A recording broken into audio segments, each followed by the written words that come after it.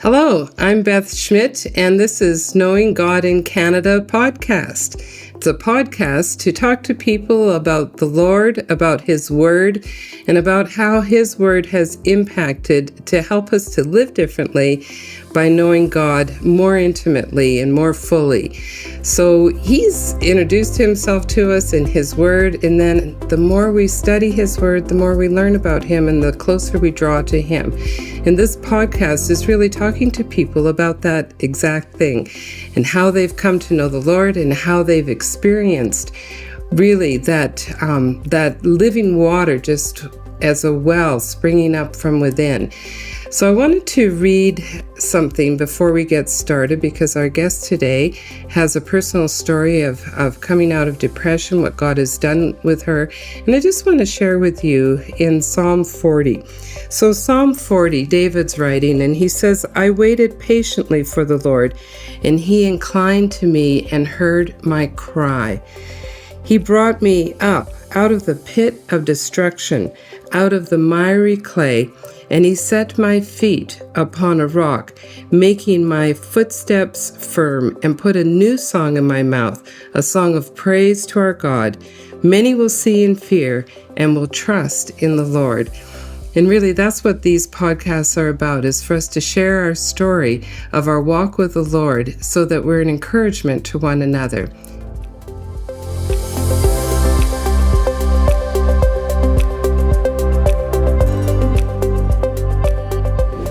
Today, I want to introduce you to Deana Sanderson, who is a friend, become a new friend, and we've had some really wonderful chats. I've learned a lot from Deana and some of the things that she's been through, just listening to her and loving her heart, and I think you will too.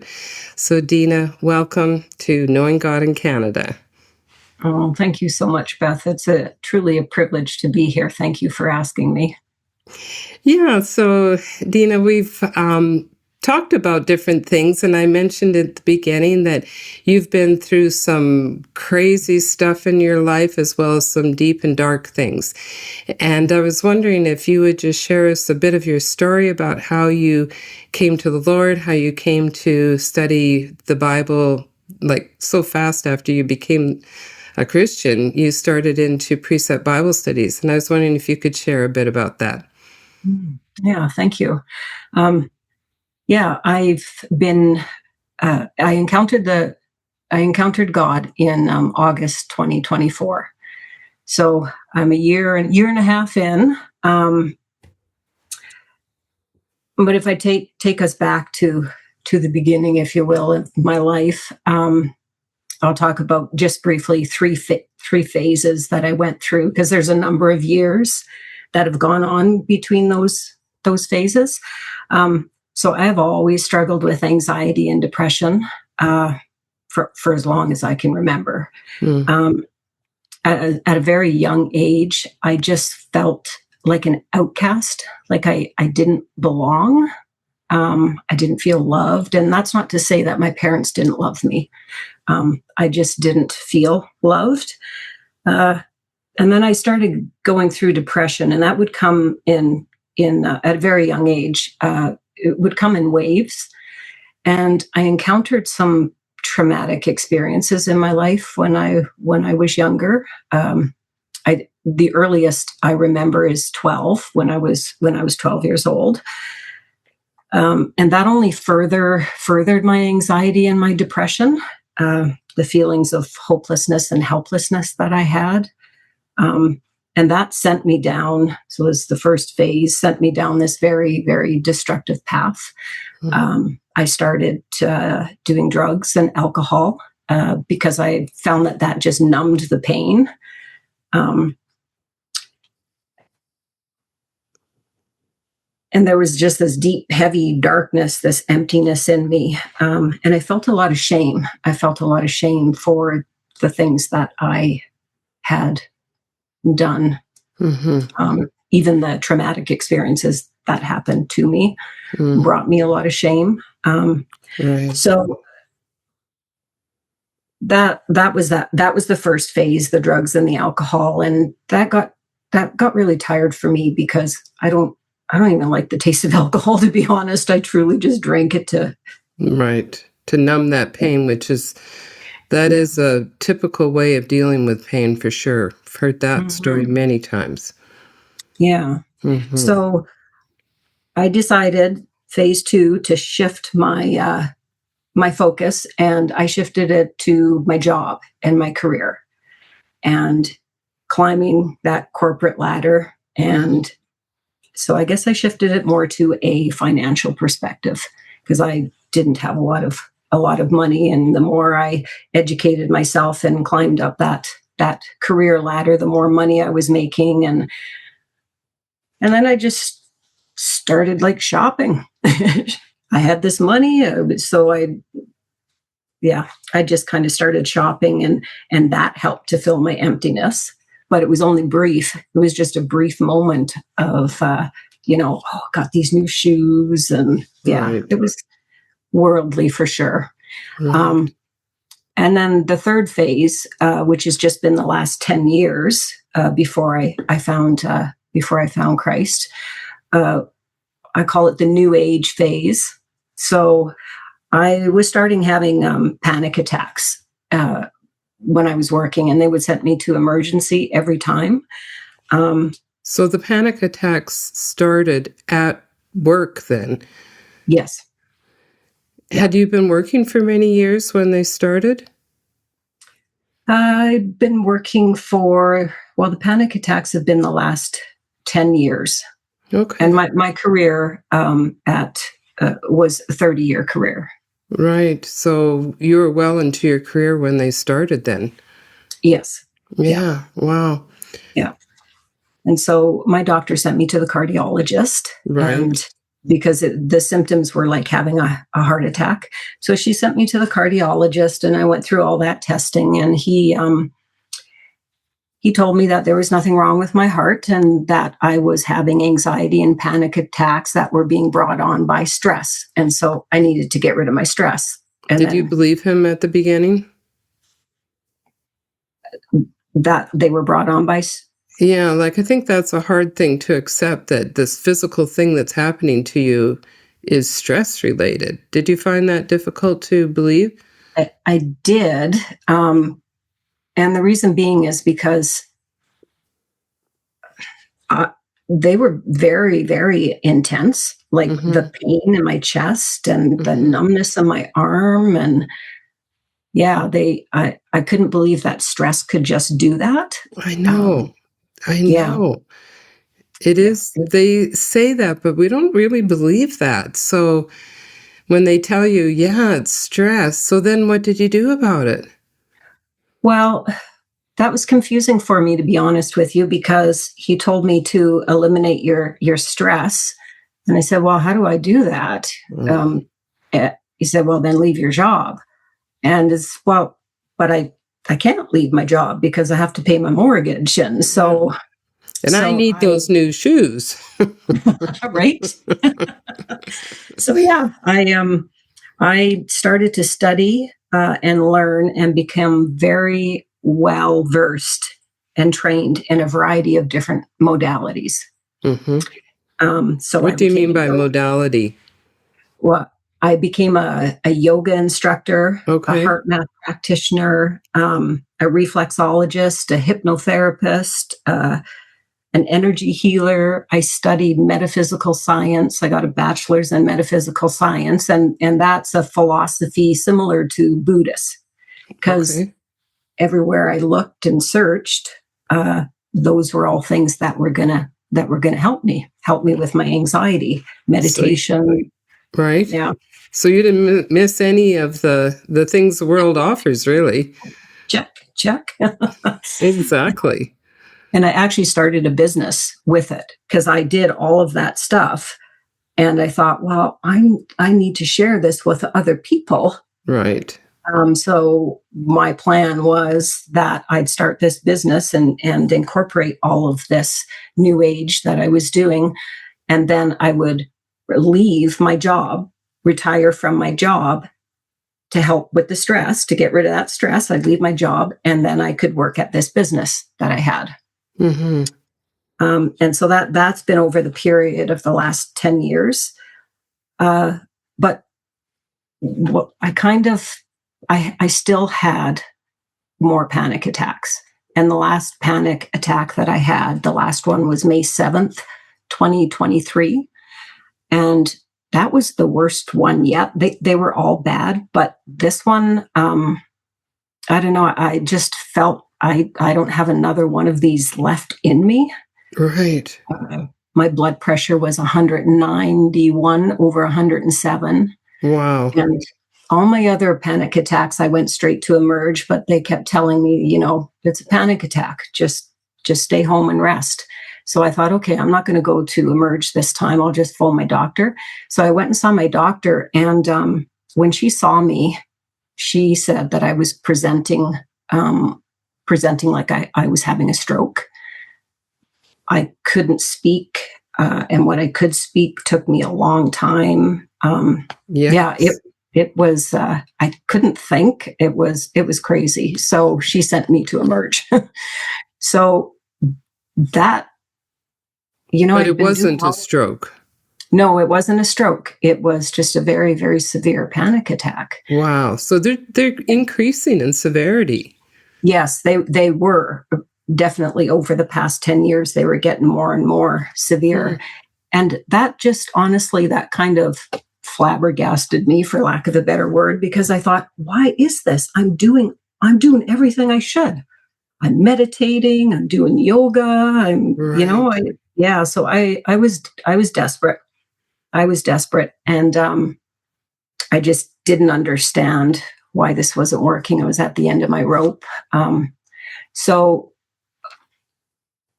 that first phase that I spoke about in my journey, where I was doing alcohol and drugs, I had met this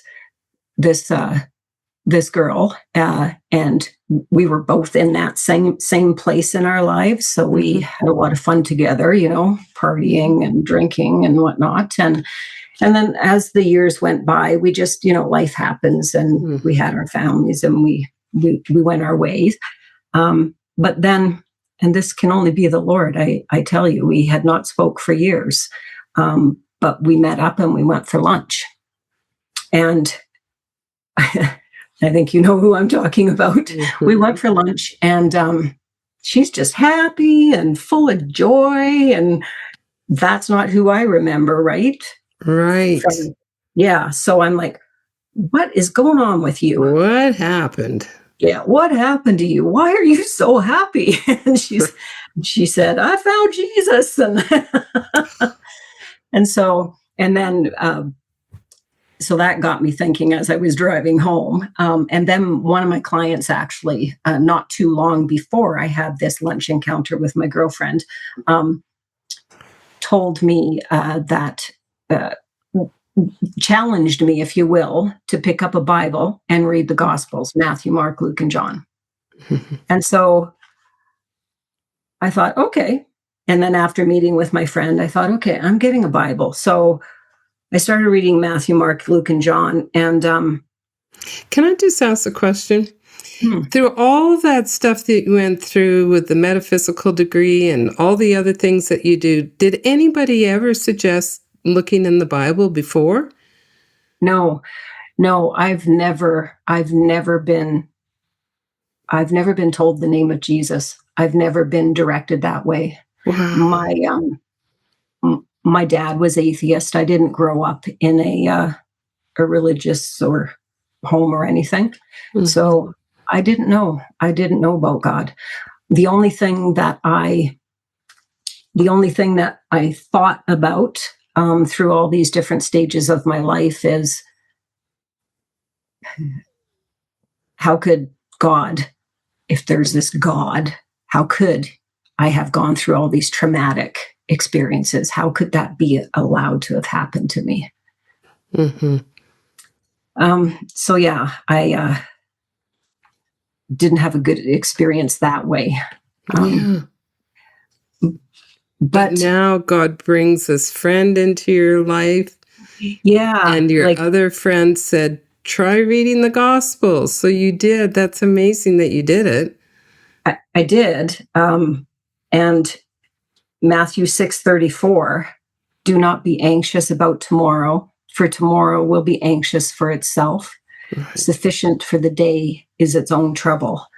And those words, when I was reading them in the Bible, they leapt off that page. They jumped off that page and they jumped right into my heart. I've never experienced anything like that in my life, because when I was doing all this new age, I would do positive affirmations. I'd have them all over the place and I would read them over and over and over and nothing. Right. Like this, the word has power. Like it. Well said. Well said. Too many Christians even say, well, positive thoughts, positive thoughts. No, that's just coming out of us. When it comes from God, it's supernatural. His word is supernatural. I love hearing you say that. Yeah, it is. And I could feel it. And I had no knowledge of this beautiful word, right? But I can feel these words every time I open the book, the Bible. And then John 14:27, peace I leave with you, my peace I give to you, not as the world gives do I give you, and let not your hearts be troubled, neither let them be afraid. And that just gave me so much peace, and I've never felt peace in my life. I've never, ever felt peace in my life. And it really is the peace that passes understanding, isn't it? God's peace is not like anything that you can experience outside of who he is. Yeah. It's very true. And it's hard to explain, but it's a very, it's, his word is truth. And I've never felt this kind of truth in my life. And so every day I learn something new from his beautiful word about myself and more importantly about him. Yeah. Yeah, I love those scriptures that you read. And I am sure that other people listening, maybe they've, been through anxiety or depression or just this terrible lack of peace. And we're in a world that is anything but peaceful. It's not just wars overseas. It's like right in our own communities and families and even internally in our own hearts. So that peace that God gives is a peace that the world doesn't give and never will give. No matter how hard the world tries, it will never have the kind of peace that we can have with the Lord. Wow. And I know that personally because I tried all of those self-care new age. I tried all of that, and it did not bring me peace. So after you read those 4 Gospels, what happened then? Well, I've been studying and learning and putting into practice in my life. I guess with my Bible experience, it's had a significant impact on my anxiety and my depression, like a significant impact, and the fear that I struggled with and the shame. Yeah. It's not that that's not there anymore. It's just not the loudest voice in my head. And the more that I study the word, the more muffled it gets, if that makes sense. It does. It's like a healing process to our mind and heart, isn't it? I think that that's a really good statement because it's still you. And there's things, that are kind of like, I think of pathways in the brain that are there that need to be unrutted, if you know what I mean. And, those places that we kept going to in the past, the Lord starts redirecting. I wonder if that is sort of like when he says, my ways are not your ways, and his ways are higher than our ways. And we're to follow in his ways and to learn his ways. He says, learn my ways. And I wonder if that isn't part of it, is that rethinking along the paths of God's righteousness. And everything is in the Bible, right? Like Yeah. part of my anxiety was rumination. Mm-hmm. So I would ruminate about everything. I would start my mornings first thing I would do when I woke up, I would get into the shower. Mm-hmm. And what I didn't realize until I started thinking about all of this was that was where my ruminating would start. So my days would start off bad, if you will, because I'd start thinking about, what's going to happen today, and who's going to say this, and how am I going to respond to them, and I can't do this, I'm not good enough, and so I'd be ruminating. And so the Bible has really helped me with that. And it speaks directly to that in 2 Corinthians 10:5. Casting down arguments and every high thing that exalts itself against the knowledge of God, and bringing every thought into captivity to the obedience of Christ. Oh, it's a good one. I use that one to manage my thoughts. Right. So every time I would start paying attention to my thoughts, and every time that they went against the knowledge of God, I would change it. I wouldn't let it continue. Right. And then slowly over time, over the last year and a half,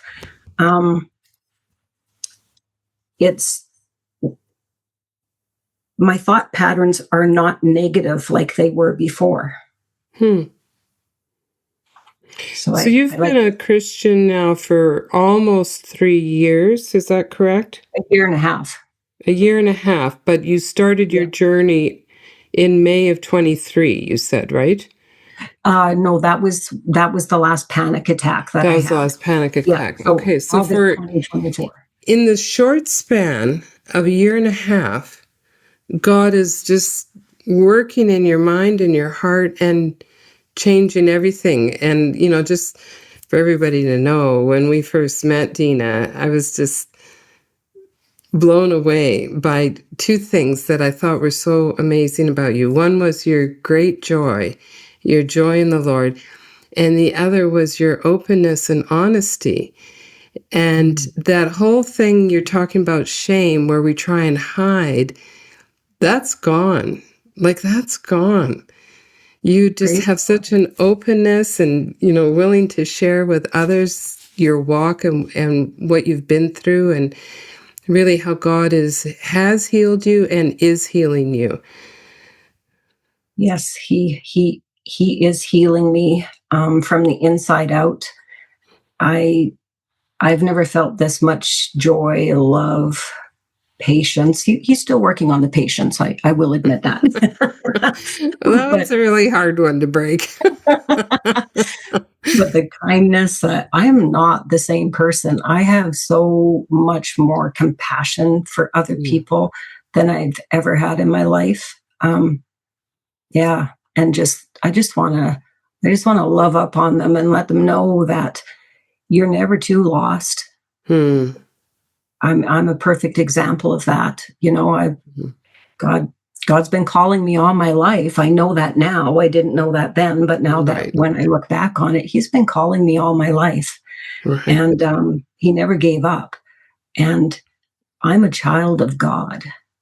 And that's so special and means so much to me and brings me so much love, so much love. That's so good. I love hearing that. That is so good. So what's happening now with your walk with the Lord? What's current, in terms of your study? Can you tell us a bit about your studies? How do you go about now in the Word, and how is the Lord using even the Precept method to get into the Word? Has that taken a bit to learn how to do that, or did you go right for it, or what happened there?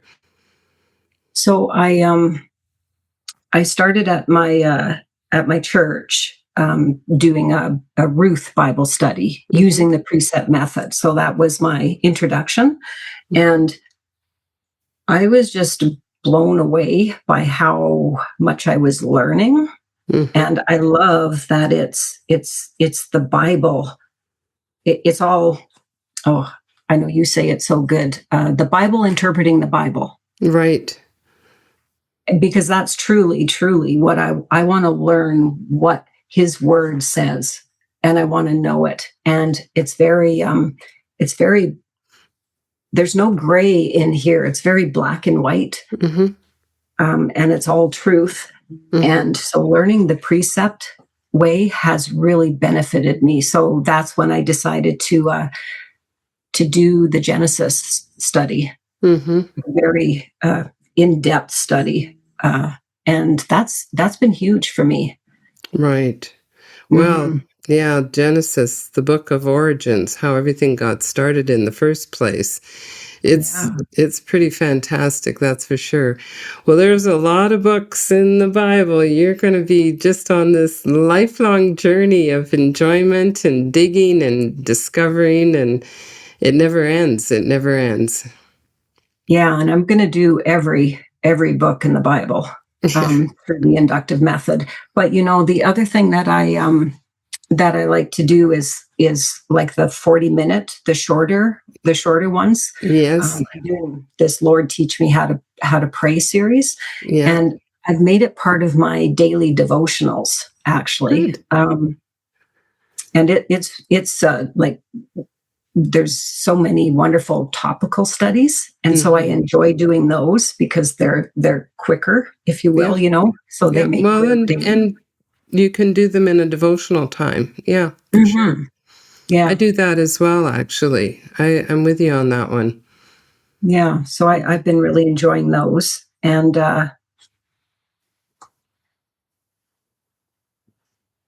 it's Yeah. Well, I know what you mean by that. Actually, that Lord Teach Me to study in 28 days. I've done that several times over the years, and I always like coming back to it because I don't know, it's like homecoming. It just goes back to the essentials that, we don't sometimes we forget just the essential how to study again. And I really love the story of King Josiah when he discovered the word and immediately was just like overjoyed at discovering the word. And that, I think, really kind of says it for us, that it's so joyful to discover God's word, and every day to see, well, his new mercies are new every morning. And, it's living it out, but it's also that taking it in is just such a special time. Is there, you've shared several verses with us. Is there a verse currently that's really ringing true for you, or just sort of in your mind that that the Lord is, it must be like the depression, you seem to have really been able to deal with that. When you read those verses, like the one I did just now from Psalm 40, that I did at the beginning there, how do those verses hit you now that the Lord has really been healing you from that? Well, the one verse that sticks in my mind, because I actually had a revelation of God through it. Mm-hmm. So that's 1 John 3:1. And so that says, see what kind of love the Father has given to us, that we should be called the children of God. Yeah. And so we are. And the reason why the world does not know us is that it did not know him. Oh. And that really is true in my heart, because I did not know him all those years, right? Right. And just prior to Christmas 2024, I had a revelation of how much God loved me. He showed me his love for me through, I'm going to call it a vision as opposed to a dream. And the reason why is because in my dreams, I just kind of dream in black and white, and I don't remember half of them. But this was full on color. This was like I was not dreaming. I was there. He showed me his love. I was sitting on his knee, and his thighs were just so, you could fit so many of us kids, right? So many of his children on his knees, and my legs are swinging back and forth. And I'm just looking up at his face, and I couldn't see him. I couldn't see his face. All I could see was this brightness, this brightness, this beauty all around him. And I knew in that moment that I am a child of God. And that was beautiful. I have never felt anything like that in my entire life. Wow, what a treasure. That. He does. He does that. He speaks to us, right? Yeah. He speaks to me through the word. He speaks to me through people, like your lovely self. He speaks to me through. Yeah, he's amazing. He is amazing. He's amazing and creative and wonderful and loving. And we so need that.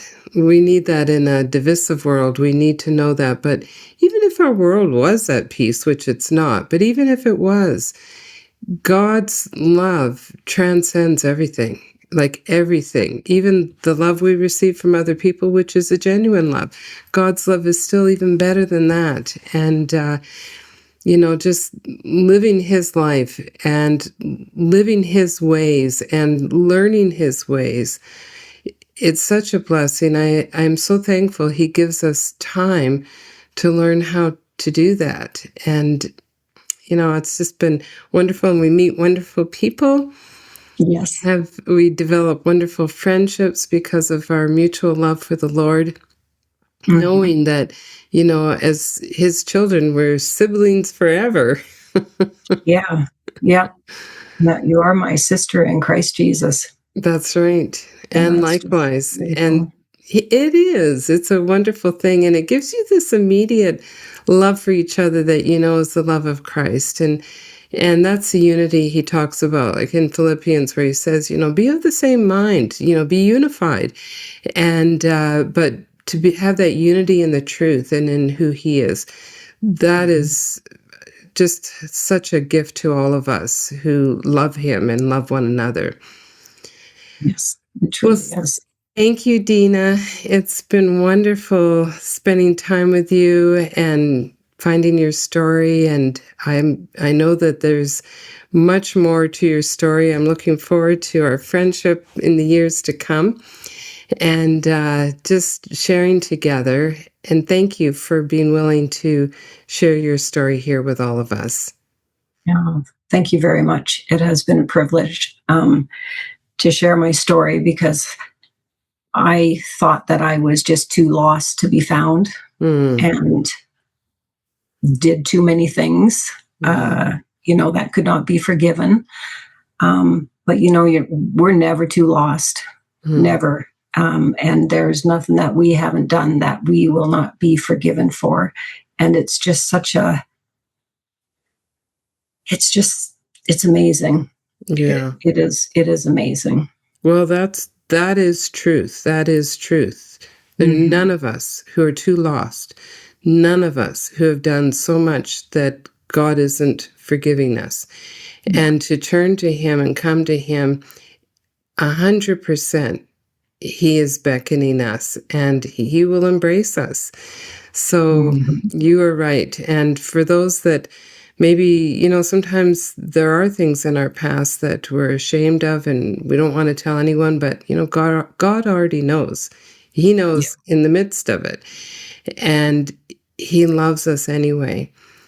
Yeah. That is a wonderful truth. And I'm just glad that you opened your eyes, the Lord calling to you, and you responded, and now here you are in the kingdom of God. So thanks again for sharing your story, Deana. Deana Sanderson with us. So thank you, Deana, for this, and God bless you and keep you in the days ahead. Thank you. Thank you. Thank you for joining us on Knowing God in Canada. We'd love to invite you to take your next step in knowing God more deeply. If you're just getting started, studies like Lord, Teach Me to Pray in 28 Days and Lord, Teach Me to Study the Bible in 28 Days are a great place to begin. Through the Precept Bible Study method, you'll learn how to discover truth for yourself and build a deeper, lasting relationship with Him through His Word. Visit preceptministries.ca to learn more. And don't forget to like, subscribe, and share this podcast with a friend.